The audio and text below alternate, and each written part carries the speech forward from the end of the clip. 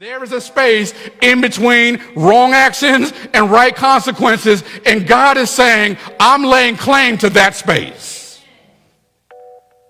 He wants to take up the space, because for us to take up the space that belongs to God is analogous to perpetually taking a bite out of the forbidden fruit that's hanging from the tree of knowledge of good and evil.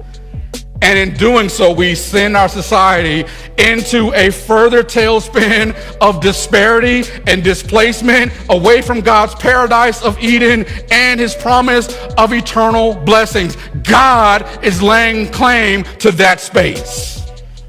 Instead, we tend to fill the space with pride and our lust for power. We have filled that space with implicit bias and our greed and love of money and wealth. We've taken up God's sacred space and filled it with hatred and hopelessness. We have taken God's space and filled it with doctrines that discriminate and disfranchise the poor and the disabled and the most vulnerable in our society. That is God's space.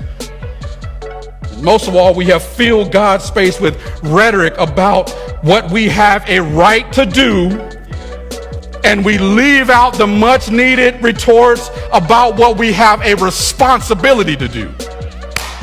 That's good preaching right there. I know I'm bowling down your lane now, but can we just be honest that the space that belongs to God has been filled up with what we have a right to do?